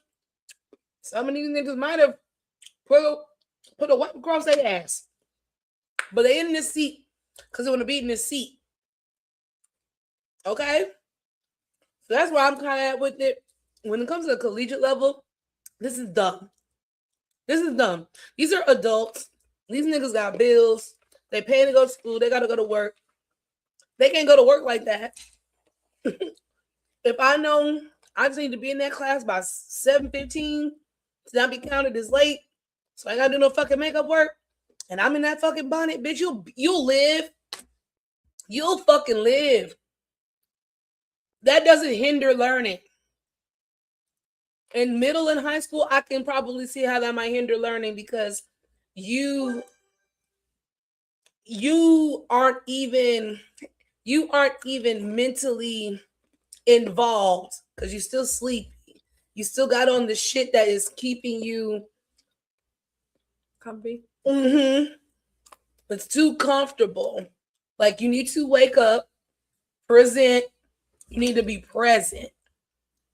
That I feel does affect you in those lower ages because you don't have it all yet. You need to be taught that so then you can say fuck it.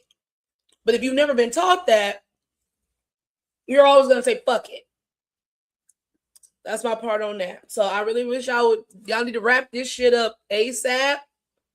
ASAPually. These grown ass kids, these 22, 21, 24, and this shit. Some of these people in law, some of these people in fucking med school, these niggas 25, 27 years old. In debt. Some niggas that went back to school, they 30 plus. In debt. Fuck you, bitch. I'm wearing this bonnet. Fuck you, nigga. I'm wearing this do-rag. And I'm finna go to the corner store after this. It is what it is. Thoughts? Much like you, I'm just like, what the fuck does this got to do with anything? It ain't got shit to do with nothing. So I could see if a nigga brought a yo-yo to class and was yo-yoing it in your face, or nigga brought a boombox to class and was playing Hot 103 jams and all extra loud or some shit. I'm sitting over here in my bonnet. Do I have a good grade? That's really the only question that we need to be asking. Do I have a good grade? You know, I wore pajamas in high school, so I personally don't give a goddamn because even in this terrible ass public school system, okay, I have to show up. Y'all not teaching shit. Half y'all fucking the students. So what the fuck? Like, no. You know, it's just like, no thanks. Honestly, I don't really care. As long as you come home with good grades, that's all I give a goddamn about. And again, it's just another way to enforce some imaginary rule on Black people because you just want to fuck with them. And that's the part where it's just, no, wear your bonnets. Wear your bonnets, wear your do-rags. Because again, what the fuck is it doing to anybody? I could see if you was taking it off and swinging around your head like a helicopter or some shit. We just, you know, the killings of people using do-rags to hang people or something was like a problem. Then I can be like, okay, but this literally means nothing. I wonder when did that happen? Because like we didn't, I don't know, because we what 6 years apart? Mm-hmm. Yeah, Mm-hmm. like that. I want to know when did that happen because we did not do that. Mm-hmm. Like we had pajama day, like we had spirit week and shit. Mm-hmm. But like as far as coming as like just your regular fucking gear, We did. I don't understand that. And people after us really did it. And now in this generation, it's just really But rampant. But to your point, yeah, I understand what you wear kind of motivate your mindset or like put you in a mindset. Yeah, what you wear does put you in a mindset. All I had to do was just basically get up and go to school. Like, did you wash your ass? Did you brush your teeth? Did you like these things wake you up? They wake you up. They get your mind prepared to face the day. Even when you go to fucking work as an adult, you think I would like to just go to work in my motherfucking pajamas? Right. No, I can't. That's not fucking realistic. Some people do though now. Oh, well, a lot of niggas work from home. You know what I'm saying? That's different. But if you're like going into the office, that's why they have dress codes. Even when you go into fucking McDonald's, there's the sign out says no shirt, no shoes, no service. It's just public health, common decency type shit. I ain't nobody saying you gotta be dressed to the next. Just be presentable. Wash your ass. Don't stink. Don't look sloppy. That's all niggas be asking. And really, you can do all that with your bonnet and things like that. Because I don't think it's really the bonnet thing. I mean, because bonnets come in so many different. Because that's my other thing too. Like y'all just like niggas just coming in with trash bags on their head. Like bonnets got so many motherfucking patterns and designs, and I'll put that motherfucking bonnet on. You think it's part of my outfit?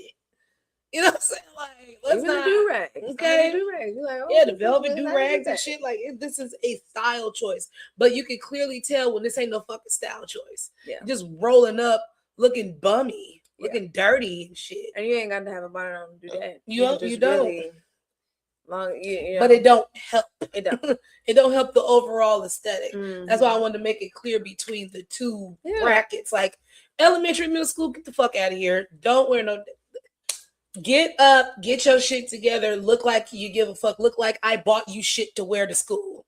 Once you leave, you want to look like that. That's on you. It's just, bro. Stop policing black people. That's really the issue. Policing the black HBCU people. Doing it, right? That's the other. Like we can see a PWI doing that, but like when it's black people doing this for the quote unquote respectability politics of it all, when we're on fucking campus, it'd be different. You got so much other shit to be focused on, bro. It'd be different if the fucking debate team showed up to Harvard in bonnets and shit. Like I get that. Like, you know what I'm saying? I get if we were going representing the school somewhere and niggas was looking crazy, fine. We on campus. Ain't nobody here but me, you, and the rest of these niggas that's hoping to graduate. Stop fixating on my fucking bonnet. What the fuck is it doing? I'm at the library writing a 50-page paper in my fucking bonnet. Racking up leave me alone. Hundreds of thousands of dollars of debt. I'm telling you that. The fuck on, man. I'm wearing my shit. I'm telling you that now. Bro. So and my moo possibly. I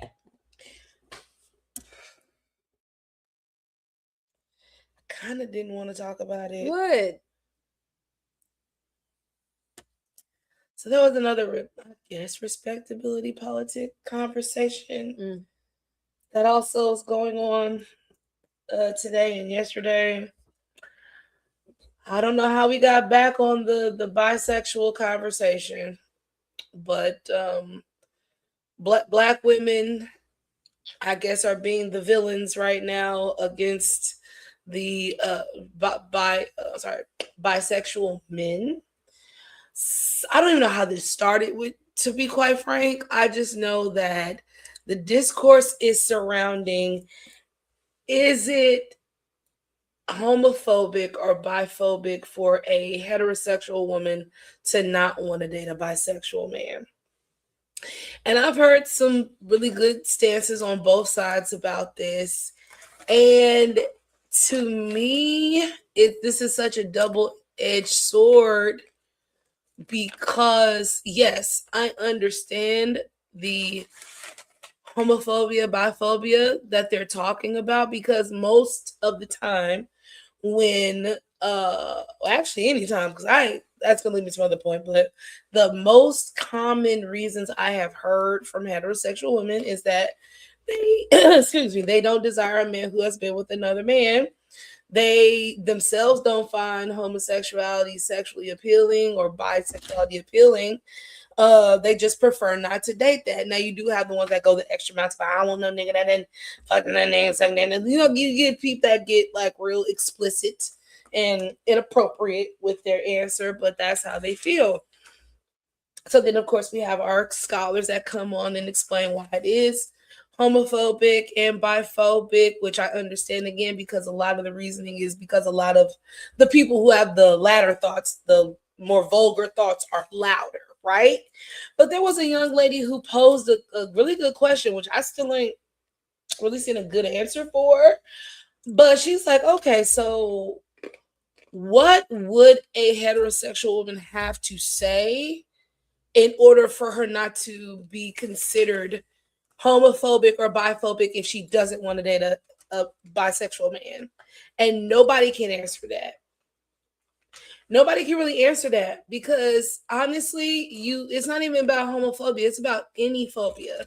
It's about any ism. It's about trying to fat shame men who don't like overweight women. It's about trying to, shame black men that don't like dark-skinned women. Like, we understand the isms and stuff are there for those extreme reasons, but we also understand that people just not into shit. Folks are just not into shit. And that's the other thing too. So while in this conversation, you are classifying women as heterosexual, you're not talking about bisexual women. You're not talking about trans women. You aren't talking about lesbians. You're talking about heterosexual women. You see how I just named 4 different categories of women? Neither one of those categories of women owe anybody anything. All 4 categories of those women can date whoever they like or stay away from whoever they don't like. You aren't asking lesbians why don't they like lipstick lesbians, or why don't they like women that like to, play around everyone. You're not calling them heterophobic. But if a woman says, I find a woman beautiful, but I don't want to sleep with a woman, now she's homophobic. Or if a woman who is heterosexual desires a man who is also heterosexual, now she's homophobic. How? When she wants somebody that's in her same category. If she's not a queer woman, then why are you expecting her to date a queer person? For whatever her reasons may be, you don't have to agree with her reasoning. But why are you trying to say this category of person is a ist or a obic because they won't date this category of person? You all love to throw around preference, the same thing that men were telling us and the same thing that women are telling y'all, because most women prefer a tall man. Doesn't mean that they won't date a short man. Their eyes will always first go towards the tall man. Just like there can be black men who do date all types of women, but I just go to the light skin. It's just that's because that's what they like. That's what their brain says. That's what their pleasure center wants. If somebody's pleasure center does not want something, you cannot shame that person into liking it. I'm a big woman.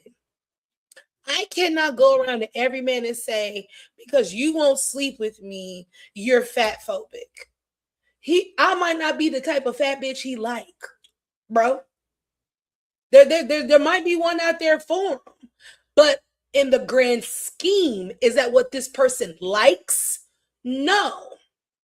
Does he reserve the right to not date big women? Yes, and I already know here, y'all, ticket. Calm down in the fucking comments. I'm not comparing weight with sexuality because you can change one. I understand that. The point is, somebody who is in one category wants to date somebody who is in their same category. They can befriend a person in another category. They can have feelings for another person in the category. They might even be willing to maybe explore with another person in the category, but they don't have to. And if their reason is because they are heterosexual, they also desire somebody who is heterosexual, And whether you agree or not, whether there are reasons for homosexuality, they think it's weird, disgusting, all the things, or just simply they just don't find that desirable, that's okay. That is okay. And there's certain folks in the queer community that are just really upset about that. And again, I keep saying I understand where you're coming from, because this is usually a time for people to get like real hateful and real nasty towards y'all. However, you are also getting that reaction because motherfuckers keep telling you, I don't like this, I don't agree with this. And so a person can only, at least a conscientious, decent person, is only going to tell you no nicely once. If I have to keep fucking saying it, then I'm going to get disrespectful. Then that's where you get the dick in the booty and the nuts in the ass. This is where you get all this language from, because it's like, damn, we didn't say we hated you. We didn't say we have a problem with you. Just, if I found a man attractive and I found him was bisexual and I don't want to date, I'm not saying I don't want to date the nigga because he's bisexual, then that's her choice. There's other women that don't have a problem with it. You can go find them. But you trying to make a problem out of women who you obviously know don't like it, and you want to harp on them for not liking it. Now, the fuck are we talking about, bro? Like, what? It's just silly. It's just silly. So the last thing I'm gonna say, the last thing I'm gonna say on it is this. So to counter that, right? For the community, to counter that, right?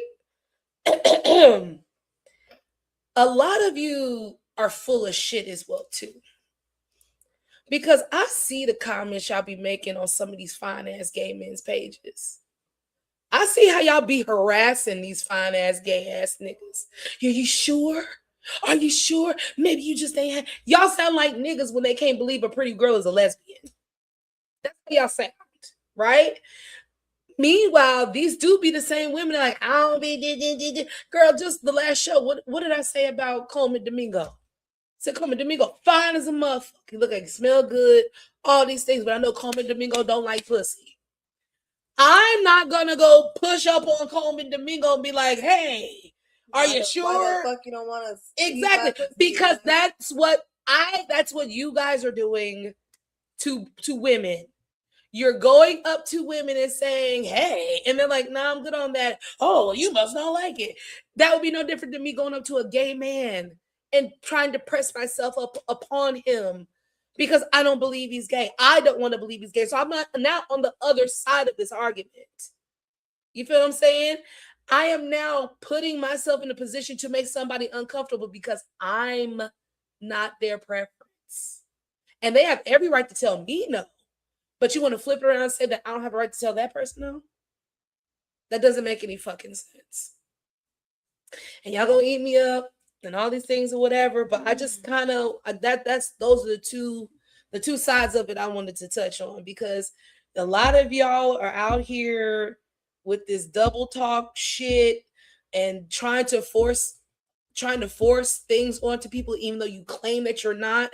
When you're being unreasonable, that's forcing something on somebody. When there's no such thing as a right answer, you're forcing something on somebody. Same thing. You can't sit up here and talk about, oh, I don't like bisexual niggas, when half the time y'all don't even know what niggas is doing. They're not around you. You've entertained more DL men than bisexual men. I'm gonna tell you that right now. On top of the fact of when attractiveness comes into play, y'all don't give a fuck about sexuality. Because you want to be the one to be like, girl, he said with that gay shit, but not no more. So to me, it's a double-edged sword bullshit. You had me at the lady asking, what can we say so y'all can shut the fuck up, basically. And she was just like, bitch, I don't want any fucking problems. I genuinely don't. And where I love what you said, because that was gonna be my point. This sounds very rapey. Okay, because bitch, what the fuck do I have to say to get you to stop? Because what the fuck? Like, at this point, it is gone far enough. Like, okay, we get it. We want everybody to be included, accepted, seen, all the things, respected. But at the same time, bitch, we don't got to want to fuck you though. All I need to do is care about your humanity. That's it. All I need to do is fuck correctly, so they don't put you in a fucking internment camp, so you can still get married, so you can get your prep, so you can get your fucking spousal benefits. For all this shit. Let the dark skinned women in the section. We still with all that, but like to sit up here and be like, oh no, you need to fuck the dark skinned women. No. And I only bring that up because that is the preference talk that everybody loves to talk about. Oh, well, Chris Brown don't like dark skins, blah, blah, blah. Okay, that's fine. But like there still comes a point where it's like the dark skinned women can't be like, but you have to fuck me though. It's like, okay, bitch, no. Like you don't even want to. He's made it very clear that he don't fuck dark skinned women. And so like, why do you even want to be over there? Very much Amanda Seals. Why do you even want to be over there if they don't want you over there? Like it's becoming rapey now. It's becoming, you need to just relax and you need to find your tribe or your section. You have a section. There's a section of people who don't mind sleeping with bisexual men. There's a section of people who don't mind dibbling dabbling in those situations. So it's like, why not lean into that? It just, again, it's just getting to a point now where y'all just want to force this situation. And like you said, to a certain level, yeah, you need to force humanity and respect and, being treated like a human being and all the things. But to the point to where like, now you must be attracted to me. You must have your dick hard and, want to put it in. It's like, bro, okay. And see, that was the other contradiction of this thing that was getting me too, because some of these folks is like, we're not saying that straight men have to date bisexual men, but you have to unpack why you don't like them. And this is like, no, we don't. What? That doesn't even make any sense, because yes, you are. You can't say we're not trying to say that you have to date them while simultaneously making an argument why we're wrong. Well, not we're, but why straight women are wrong, why certain straight women are wrong for not wanting to date a bisexual man. And that's why that lady said, well, what is the answer? What is the acceptable answer? That's why I said that at the very beginning. I gave you 4 different categories of types of women. When we got all 4 types of different women can date whoever the fuck they want and exclude whoever they want. Because newsflash, McFly, y'all be doing this shit in the community. Y'all don't even in the LGBTQIA, the bisexuals and the trans people always talk about being underrepresented, or either being dismissed by the rest of the letters. Mm-hmm. For either not being a man or a woman, mm-hmm. or being confused. Yeah. There's no such thing as being bisexual. Y'all can't even get that shit together yourselves. And then you all also operate off of toxic masculinity, which is the same type of masculinity the straight women want. Y'all both want the same type of masculinity, but there are certain bisexual men who don't give it up like that. There are some that do, some that don't. And then also, a lot of you from the community end up telling yourselves anyway, because you often tell us or warn us, straight women, that being bisexual is usually the first step to him going gay, being fully accepting himself fully and then turning gay. Like, yeah, y'all say this all the time, like that's the caterpillar cocoon method to becoming to your truth. Okay, now. I don't want to talk about this no more, bro. Let people sleep with who the fuck they want to sleep with. If they don't want to sleep with you, then it's good. Okay, yeah, exactly. Good. Like, why would you want somebody to want you who you had to win over so hard? Exactly. It's not gonna go well. You really, like, you don't gotta do that. Like, there's people out there who want to fuck you, who want to sleep with you, who are excited You know, you don't even got to go through all of the back and forth. Like, niggas already know, like, yes, no, I want to stick my dick in their mouth. And like, even outside of sexuality, there's going to be plenty of things about your life and personality that you're going to be afraid to share with somebody that you want to get next to. It ain't even got to be your sexuality. It could be, you know, your gaming choices. It could be your finances. It could be, you know, how you vote. It could be a litany of things outside of your sexuality why a motherfucker don't want to fuck with you. But you won't know that until you admit it. And then if the Lord shines upon you and you got a person be like, I'm cool with that. Look at you. Okay. Look at you done found a woman that was progressive. Hello. Good for you. A man or whatever, yes. But you know the likelihood of finding a progressive woman is low, just like the likelihood of us finding a progressive man is low. Okay.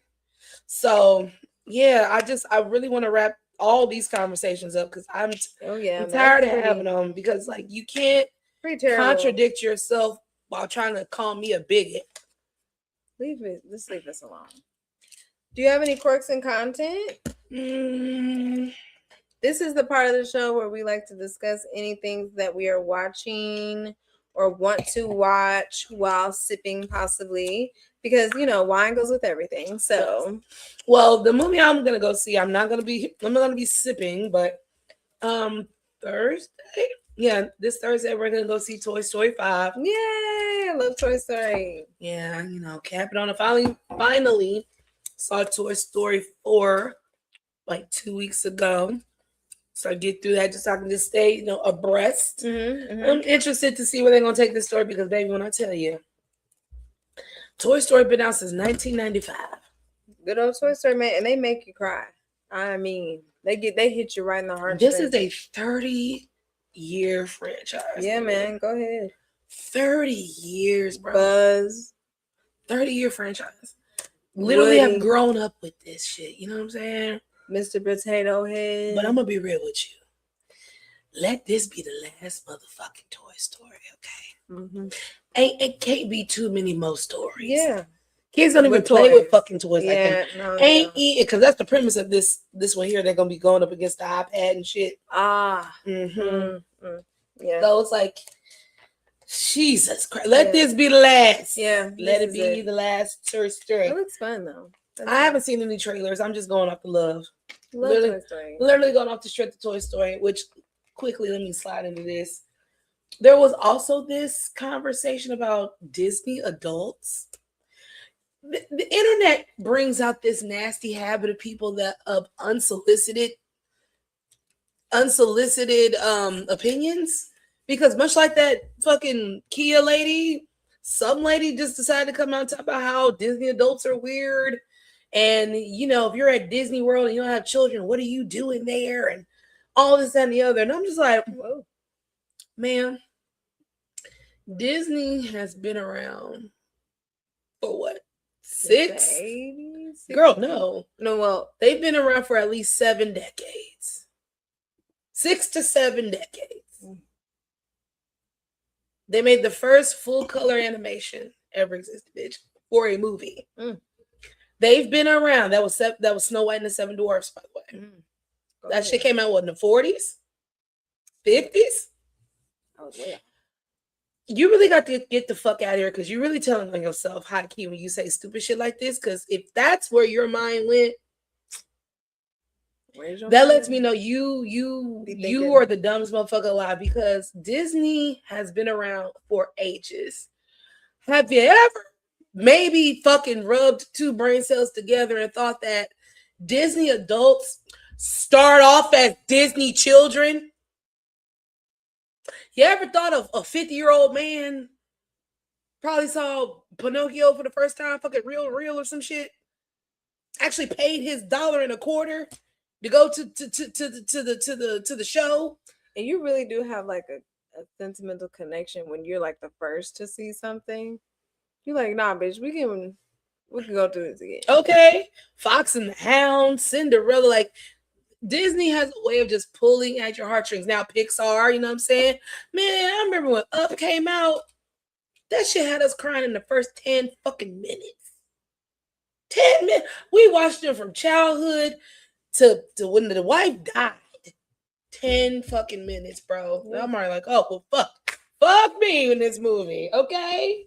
So let's cut this shit, bro. This is an emotional childhood connection for a grand majority of most of us.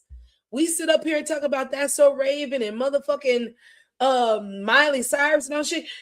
Nigga, most of us are in our 40s talking about this. We are the Disney adults now, nigga. Like, we grew up listening to Christina Aguilera and Britney Spears and watching fucking NSYNC. We are the Disney adults, bitch. I just sat up here and said fucking Toy Story came out in 1995. I was 9. I'm 40. Do you see how big of a fucking span that is? For you to be a weird bitch talking about adults at Disney without kids? Maybe they couldn't afford to go because Disney is high as fuck. People couldn't afford to go as kids. They got that adult money now that their mama always used to ask about. And now they going to the motherfucking castle and putting on a dress because they wanted to do this since they were 7. And I mean, obviously, we gotta be cautious everywhere we are. If it's the grocery store, the park, Disney, anywhere, library, where there are adults that are being weird, right? But at the end of the day,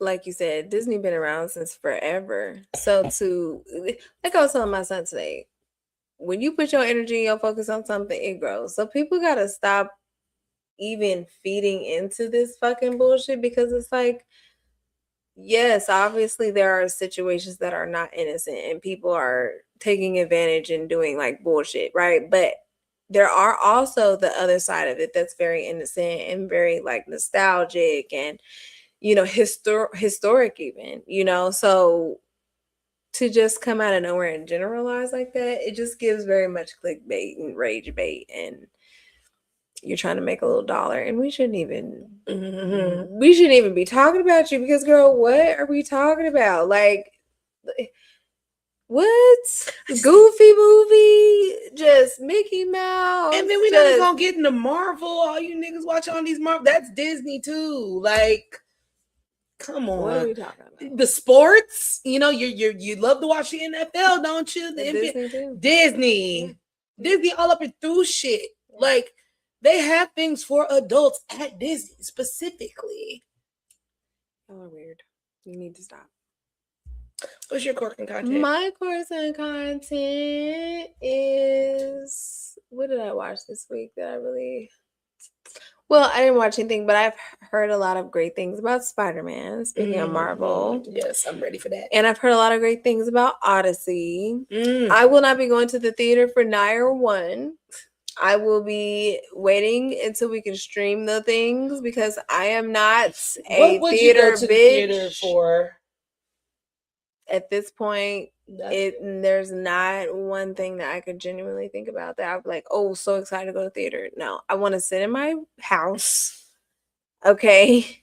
I want to make my food, and I want to drink my drink. Okay. And I want to smoke my shit and press pause and go pee and all the things, bitch, and not miss a minute. Yeah. You know, I'm very spoiled like that. So I'll wait. That's why I miss the drive-in. Yeah. I miss you could do a lot with the drive-in for sure. You got 2 movies. And a replay. Good old days. Good old days. Well, our last sip before we rate. What's your sip? My sip is be ready. Be ready, people.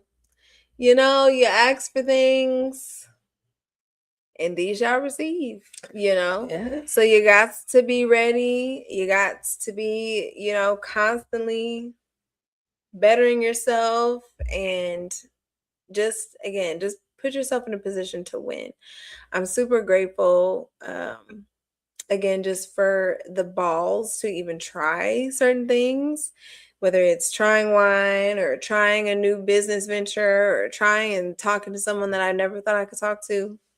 Because that's the one right genuinely there. Changed my life. And so, you know, when you continue to just try and put yourself out there, continue to stay ready, because your time is coming. And we in this bitch. Cheers.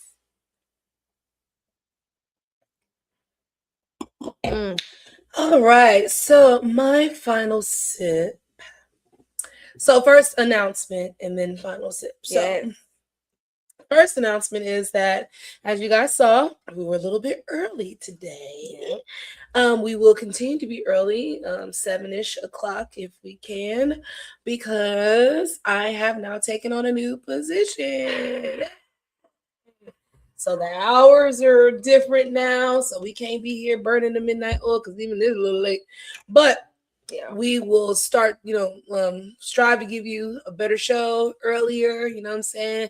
Get a little bit more time with us, it's a little nicer to the time zones as well, too, because, you got 8 Eastern, 5 West Coast, and whatever.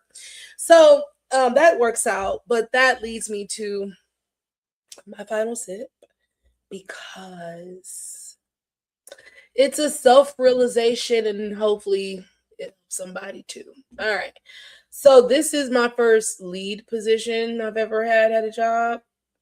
And I could have been a lead a bunch of other places or whatever, but I didn't want to because that wasn't my type of career pathing. I didn't really want that type of responsibility, but I also did not want to be present or responsible.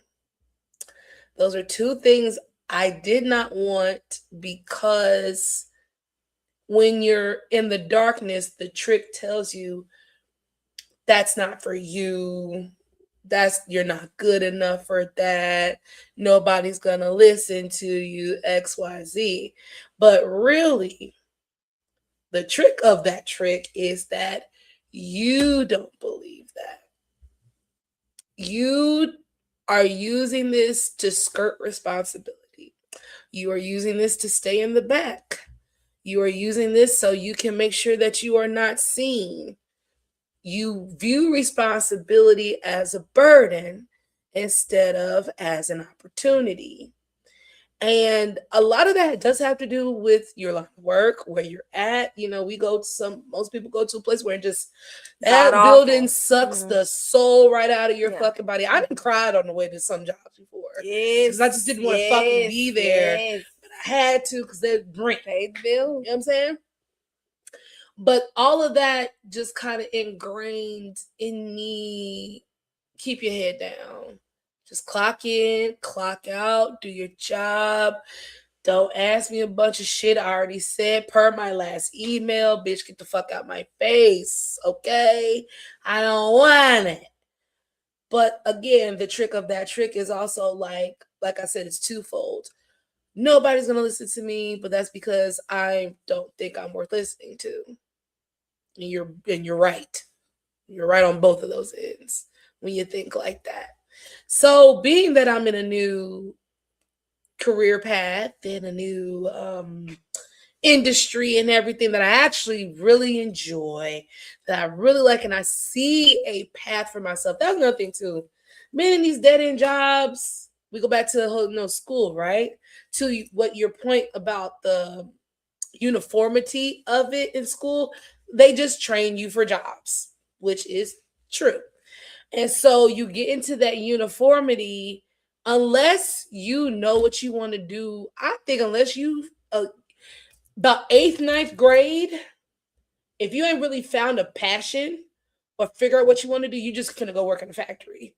Not even maybe a factory specifically, but you're about to belong to a factory of something, or a factory of somebody doing menial labor, right? You finna go to work Amazon or Best Buy, go work at McDonald's, or in my case, most people's case, the call center. You're just gonna go there because that's just the natural funnel of things, of the workforce, right? If you don't go to college, if you don't have a goal set in mind, you just kind of like, well, I'm an adult, I guess I should just get a job. That's kind of where you at. You look for that something dollars an hour. Yeah. When I tell you, when I was just doing high to low at some points on these jobs, just so and these niggas getting crafty now, they're not putting how much they're paying you. They're trying to string your ass along through like 4 or 5 interviews and then say, we're gonna underpay you.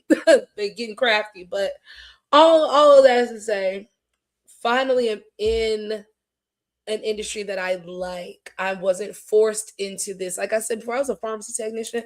Fucking hated it, but it was something advanced I can get that could make a good amount of money without having a degree.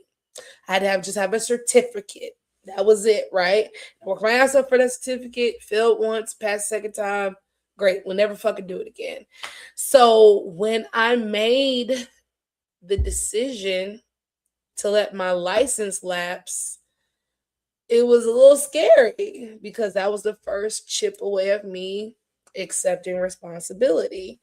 This thing that I worked for and, kept up for like 6 to 8 years. Kept it up, made sure I did my thing every 2 years, blah, blah, blah. And then as that year came around, nigga, I was like, can't do it anymore. I don't want to do this anymore. I didn't even know what I wanted to do. I just didn't want to do this anymore. Mm-hmm. And that was odd because, again, the training, you've been working since high school, you need a job. But now that you don't have a career path, what are you going to do? So all these things help to set myself up for this moment so where I can get out of the way, where I can accept the responsibility, where I can accept the leadership role. People will listen to me. People do value me. They do acknowledge me. I know what the fuck I'm talking about. I know how to do it. I'm very direct and thorough. You know what I'm saying? I'm not hiding anymore. So here's to not hiding anymore. Get the fuck out the way. Stop hiding. You can do it. You have to want to do it for yourself. And then, like any old adage, from the inside out, it will beam out and people ain't got no choice but to get with it or get lost. Mm-hmm. I love absolutely everything you said. Thank you.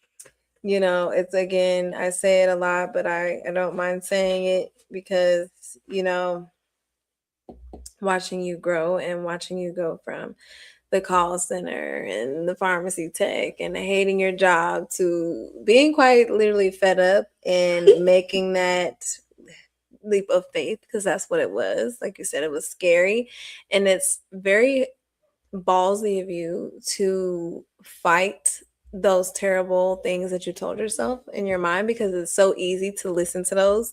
But you're a fighter. And again, watching you blossom and move through this whole thing these past couple of years and like couple of events I've been to watching you, and I'm just like, wow, like it is truly beautiful watching somebody stop hiding because of the fact that we see so much, right? But until you see it, it's like you really can't live in that purpose. And so anyway, I'm so glad that you shared that, because again, seeing you go from completely, I'm not going to say miserable, because you've always been such a light and things like that, but just like not fulfilled, right? Into a place where you feel valued and you feel like you like this job and things like that. It's very inspiring, and it has truly helped change even my life, because how can I sit up here and preach about,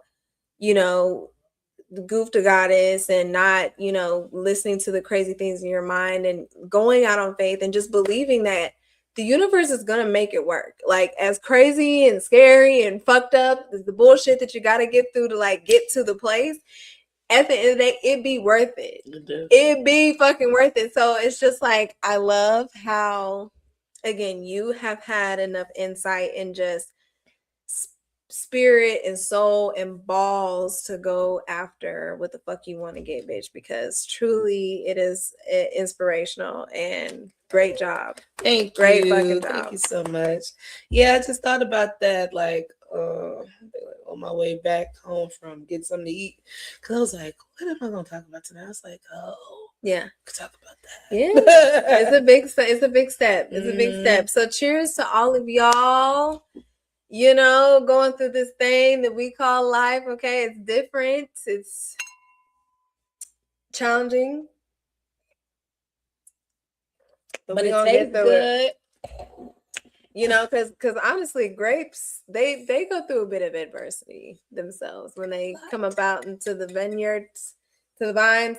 I went ahead and took off the little label because I saw it peeling. I know that's like not what you're supposed to do. But it's a nice feeling label. Remember, guys, we said the parchment paper Mm-hmm. and the beautiful fonts, the beautiful design and things. You feel me? Oh, where's the cork? We didn't look at the cork. Well, girl, that motherfucker was stuck up in here. Oh, that's right. Do it and everything like that. But I will say that color is not as deep. Yeah, no. It's, girl, because I'm telling you, this was so light and fruity. So what is your rate for the... Oh, man. Gotta be real with you. As much as I like it, I am gonna have to give it like an 8. Okay. Just because it's a lot. Which one? This. Oh, I thought you talking the wine. Oh, I'm sorry. Okay, wine is okay too. Man, I'm gonna give it like an 8, girl, because there ain't no way. Like, for it to be as fruity as it was, this motherfucker's still heavy. Motherfucker's still heavy. And, you know, I'm really just trying, like I said, keep this little piece I got for the end of the program. But, girl, I don't think I'm going to be a part of the program. Okay. This might feel good. Now, as far as the mochi. Yeah, mochi. Overall, I like mochi. It was really cute. Very soft and squishy. Like, it's the food you can play with. I like that. I would say out of all 3, I would probably say the chocolate one was my favorite. Okay. Just because that ganache pudding is rich, deep. I mean, that was like a mousse. Yeah. That was like a mousse, honestly. And that just with the wine, it was the best with the wine as well, too. Strawberry number 3. Strawberry number 2, mango number 3. Just simply because mango, nothing happened. I was just eating that and drinking the wine, and it didn't change anything for me. And then I enjoyed how the cocoa popped out with the strawberry and cherries popped out with the chocolate. I thought that was cool. Amen. I feel that I'm in a similar, but honestly, this was one of my favorite reds I've ever had. So I'm going to go and give it a 9. Okay. Yes, ma'am. Sarah. Sarah. And Alicante. Whatever will be. 2022, you know. I will say with the mochi, first time I ever had mochi. So that was nice. Like you said, very fluffy and marshmallowy and like a peep. But a way better peep. Way better peep. I will say my number 1 was mango. I'm not even a mango bitch, but number 1 was mango because it was just like, it just brought out the fruit. It was like, you know, it's like one of them things that the women in Hawaii wear with the hat, where it's just like they got the bananas and the pineapple and the apple and well, whatever. That was great. Then I will say the cocoa, the chocolates, because again, the cherries, it was just like, you could just smell the cherries. Like, it was very good to smell. And then, you know, the strawberry shortcake wasn't bad. It just didn't really mesh that well to me. Like I said, with the little pretzel, like, you know what I'm saying? That little salty, savory component. You know what I'm saying? You still got them damn pretzels. Girl, okay, and they just expired yesterday. Okay, listen. But they was still pretzels on. So, with that being said, thank y'all everybody for tuning in tonight. We really appreciate you for all of your subscriptions and loves and joining the Patreon and ordering wine. We will have our custom wine glasses soon, you know, so make sure y'all join the Patreon so y'all can get y'all own glasses. You can sip with us. Click the link to follow the show, follow us. Again, subscribe and join the Patreon. Is there any other announcement? This week we have the Cigars and Cabernet again this Friday. So if you're in the Kansas City area around 7:00 at 26 Cigar Lounge, you know, if you go on the Instagrams, you can see the flyer and everything like that. I will be presenting a wine tasting, and then next Tuesday, I will be at the AWA meeting, the American Business Women's Association, where we will be discussing From Goofs to Goddess, the book. All right. So y'all make sure if you want to attend that, it's like $28 or something. You get a nice little meal and things like that. You can come watch me speak and all the things. Yes, exactly. So with all that being said, thank you so much for watching. My name is Jasmine J, aka the Wine Donnie. I'm Kiki, the Countess of Cabernet. And together we are Wines and chocolates. We'll taste you later, see you later, rub you later, whatever it is. Percolator. Bye.